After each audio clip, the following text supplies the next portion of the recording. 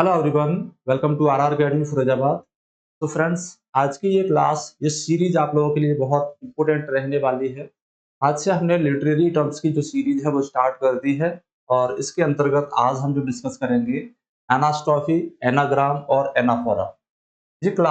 ये सीरीज आपकी मोस्टली हर एग्जामिनेशन के लिए इंपॉर्टेंट रहेगी। आप लोग चैनल को सब्सक्राइब कर लीजिएगा और नोटिफिकेशन बेल पर क्लिक कर लीजिए, जिससे सभी क्लासेस आप तक आसानी से पहुंच पाए, क्योंकि ये हर एग्जामिनेशन में काम आने वाले टॉपिक्स हैं और मोस्टली यहाँ से आपके 1 to 10 क्वेश्चन मिल जाते हैं।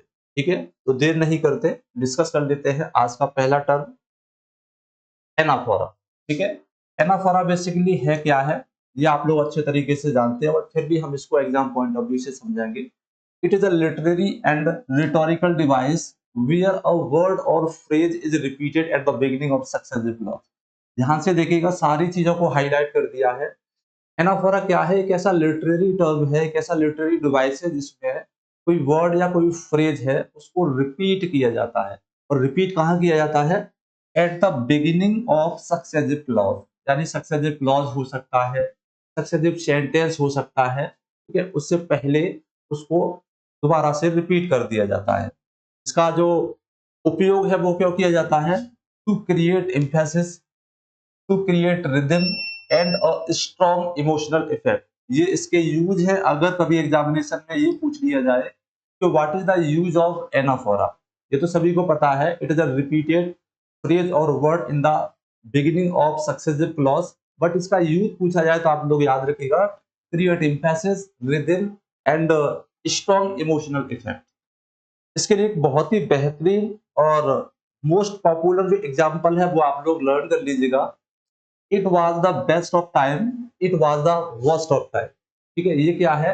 एक मोस्ट पॉपुलर एनाफोरा का एग्जांपल है, जहां पर जो रिपीटिंग फ्रेज है, it was the end it was the end it was the end it was the, ये इसका एक पॉपुलर एग्जांपल है। अगर हम इस एग्जांपल में बात करें और कौन सा लिटरेरी टर्म्स यूज किया गया है, तो यहाँ पर एंटीथेसिस का भी यूज किया गया है, क्योंकि दो कॉन्ट्रास्टिंग जो आइडियाज है वो यहाँ पर एक्सप्रेस किए गए हैं, बेस्ट ऑफ टाइम और worst of time, age of wisdom और एज ऑफ फुलिशनेस। ठीक है, बट स्पेशली ये क्या है? ये एक एनाफोरा है जो आपको याद रखना है। तो इस तरीके का ये लिटरेरी टर्म है, अगर एग्जामिनेशन में आता है आप बहुत आसानी से इसको आइडेंटिफाई कर लीजिएगा।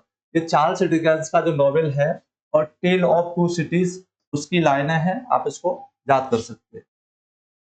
एक और इंपॉर्टेंट एग्जांपल है, I have a dream that one day, I have a dream that my for little children, I have a dream today. तो यहाँ पर रिपीटेड फ्रेज क्या है? I have a dream, I have a dream और I have a dream. ये Martin Luther king junior की लाइनें हैं। इसको भी आप लोग लर्न कर सकते हैं। अगर कभी एग्जामिनेशन में पूछ लिया जाए तो आप आसानी से बता सकते हैं कि इसमें कौन सा लिटरेरी डिवाइस यूज किया गया है। क्लियर? नेक्स्ट बढ़ते हैं हम अगले लिटरेरी टर्म पे, एनास्ट्रॉफ। ठीक है, ये भी बहुत पॉपुलर है और मोस्टली एग्जामिनेशन में पूछ लिया जाता है कि एनास्ट्रॉफी आखिर होता क्या है। तो समझ लीजिए, it occurs when the normal subject verb object. देखिए, आपके जो सेंटेंस का जो स्ट्रक्चर होता है SVO होता है, यानी सब्जेक्ट वर्ब ऑब्जेक्ट होता है।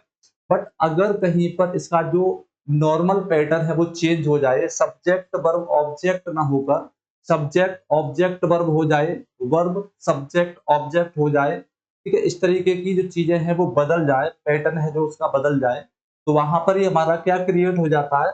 एनास्ट्रॉफी क्रिएट हो जाता है। Okay, it occurs when the normal subject verb object order is reversed, offer for stylistic और पोएटिक रीजन। यानी स्टाइलिस्टिक और पोएटिक रीजन के लिए सब्जेक्ट वर्ब ऑब्जेक्ट वाला जो ऑर्डर है वो बदल दिया जाता है, वहीं पर एनास्ट्रॉफी क्रिएट होता है।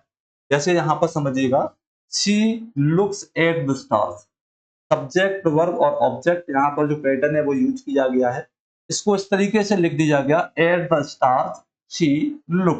तो ये हमारा क्या क्रिएट हो गया? एनास्ट्रॉफी क्रिएट हो गया।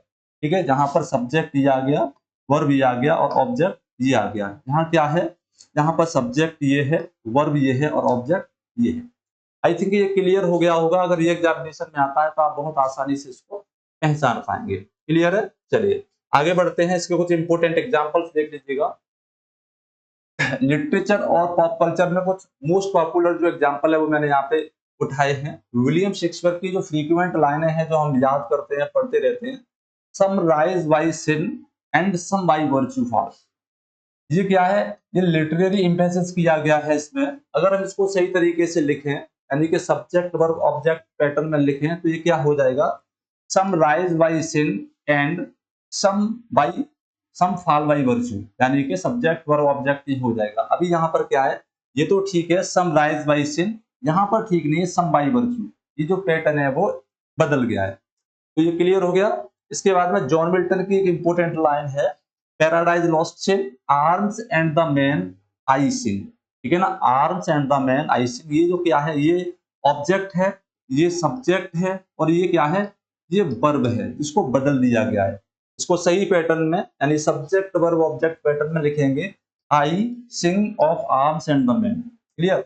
तो ये पैटर्न चेंज हो गया है सब्जेक्ट वर्ब ऑब्जेक्ट का, वही हमारा आपको बहुत अच्छे तरीके से याद कर लेना है। ठीक है, एक और है, ये पॉप कल्चर में देख लीजिए, स्टार वॉर जो सीरीज है हॉलीवुड की, उसमें जो योद्धा है वो ज्यादातर एनास्ट्रॉफी का यूज करता है। इसकी मोस्ट पॉपुलर लाइन है, powerful you have become, the dark side I sense in you. तो पूरी की पूरी लाइन को एनास्ट्रॉफी में चेंज कर दिया गया है। इसका जो बेसिक और सही तरीका है लिखने का वो ये हो सकता है, you have become powerful, I sense the dark side in you. ठीक, तो इस तरीके के जो एग्जाम्पल है वो आपको आइडेंटिफाई करने में मदद करेंगे। आप इसको लर्न कर लीजिएगा। अगर एग्जाम्पल पूछा जाए, अगर एग्जामिनेशन में आ जाए, ये किस तरीके का लिटरेरी डिवाइस इस लाइन में यूज किया गया है, तो आप आसानी से पहचान सकते। ठीक है गाइस, चलिए आगे बढ़ते हैं। एनाग्राम, ये बहुत ही पॉपुलर, बहुत ही इंपोर्टेंट और बहुत ही इजी लिटरेरी टर्म है। इसको आप बहुत आसानी से समझ पाएंगे।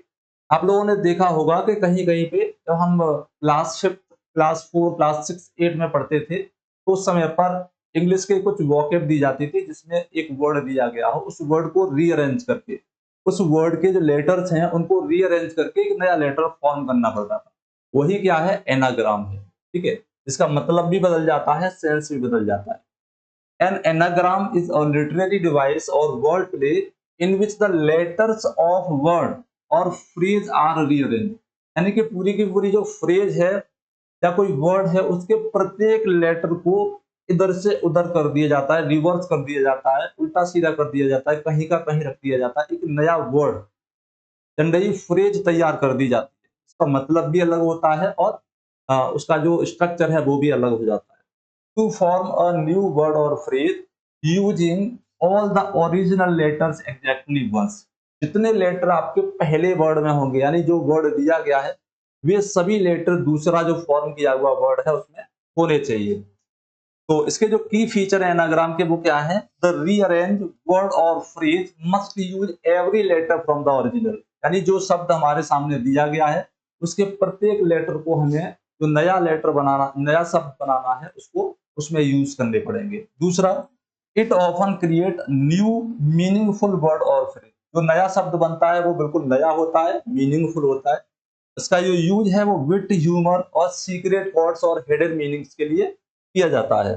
ठीक है, आप लोगों ने देखा है, मूवीज देखी होंगी, जैसे रॉ एजेंट जो होते हैं वो किसी दूसरे तरीके की लैंग्वेज का यूज करते हैं, बोलते कुछ और हैं और उसका मतलब कुछ और होता है।